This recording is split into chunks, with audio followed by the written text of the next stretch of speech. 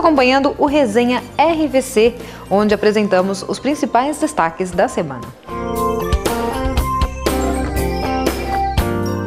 A agressão de vigilantes de supermercados a consumidores é tema de audiência pública na Subcomissão em Defesa do Emprego e da Previdência Social. O movimento negro reclama do racismo. Com a decisão dos senadores, a assistência social pode se tornar uma política de Estado com prestação contínua.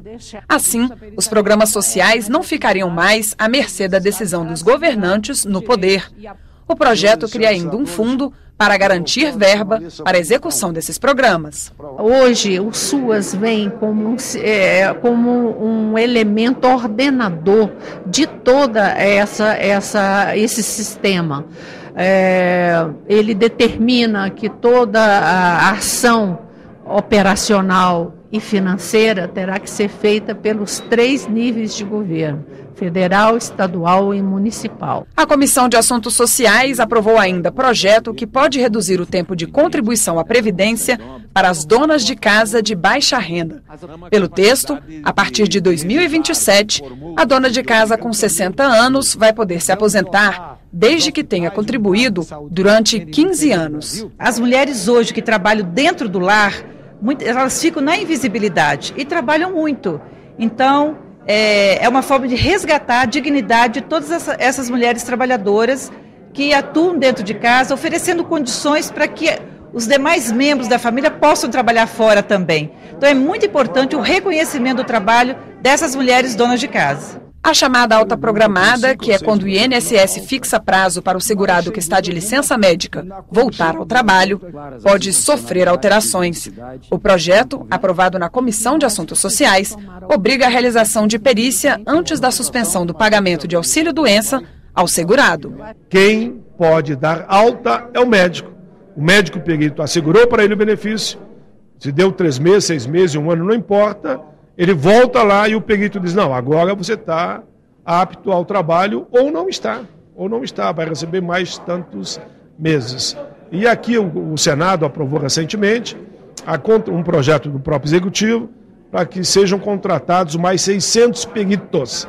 Então não há desculpa nenhuma mais para continuar dando alta para o cidadão via o computador, sem que o médico examine se ele tem, de fato, condições de retornar ao trabalho.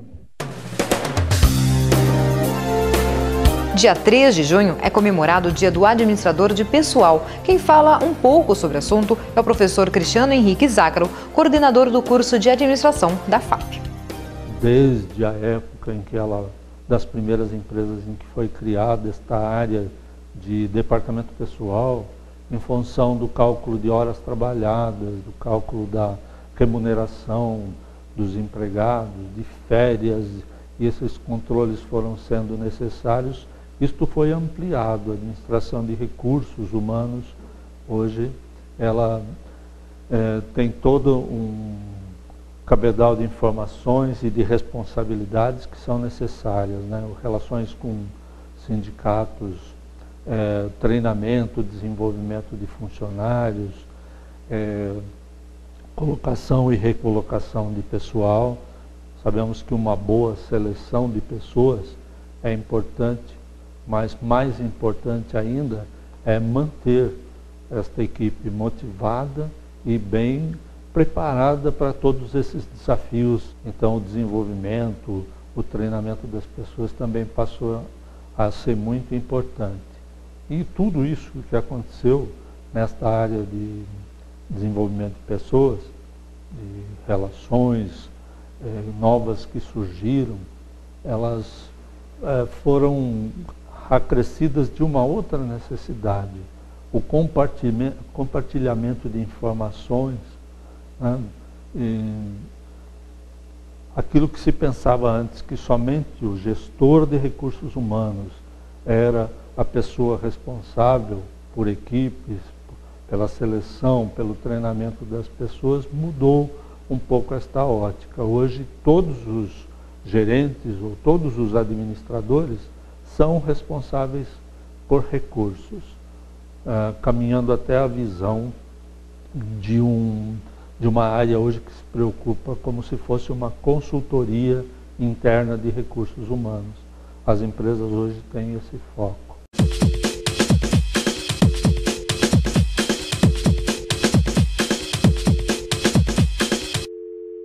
Pará, que representa a segunda maior unidade da federação, atrás apenas do Amazonas, pode ser dividido em 3 estados. Um plebiscito aprovado pelo Congresso vai permitir que a população se manifeste sobre o assunto. Confira.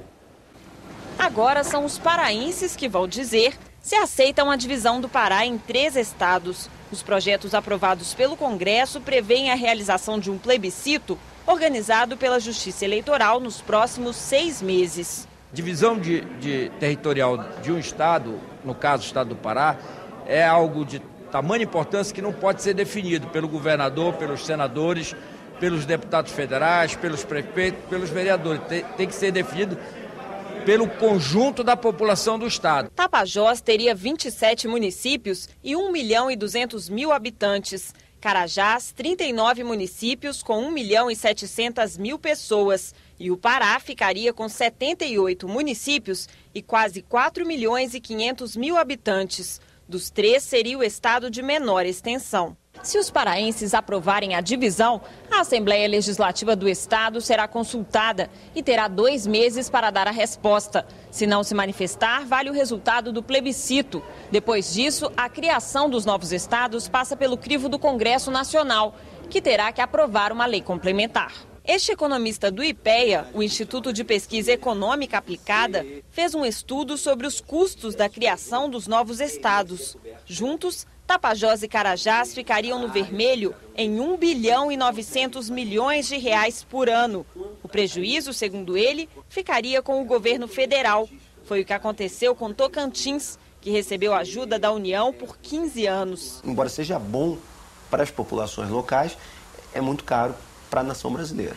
Poderiam existir alternativas mais econômicas para suprir as necessidades dessas populações, como, por exemplo, a criação de alguns fundos de desenvolvimento regional focados nessas áreas que são, muitas vezes, claramente negligenciadas. O senador Mozarildo Cavalcante, autor da proposta de consulta sobre a criação do Tapajós, discorda. Para ele, com o poder público mais perto da população, as desigualdades regionais seriam eliminadas, sem custos extras para o país. O dinheiro que vai para o Pará hoje, para administrar toda aquela área, um só estado, vai ser o mesmo dinheiro que vai para os 3, apenas vai dividir pelos 3. Então não há aumento de custo nenhum. Vai ter mais 3 senadores? Ótimo para a região. O líder do PT, senador Humberto Costa, disse que o governo ainda não se manifestou sobre o assunto. Mas o executivo costuma ser contra a criação de novos estados, mesmo com os possíveis ganhos futuros pela arrecadação de impostos. Por mais que um desses estados seja rico ou possa, ao longo de um determinado tempo, se tornar autossustentável, mas sempre precisará de um suporte maior do poder executivo central. E isso será feito às custas daquele estado que lhe deu origem, o que termina fazendo com que esse cobertor seja curto para 2 estados.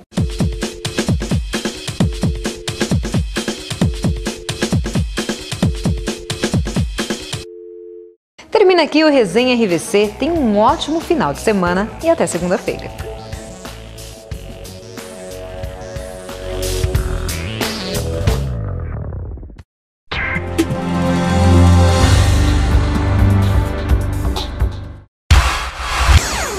Seja um profissional de sucesso. Venha para a FAP Funvic, Faculdade de Pindamonhangaba, a primeira colocada em qualidade de ensino pelo MEC. Aulas presenciais e uma ótima estrutura física. Salas bem equipadas e materiais de ponta. Acesse www.fap.br e conheça nossos cursos nas áreas de exatas, humanas e biológicas. Qualidade de ensino e alta empregabilidade, preparando você para o mundo globalizado. FAP Funvic, Faculdade de Pindamonhangaba, um novo conceito em educação, formando seres humanos.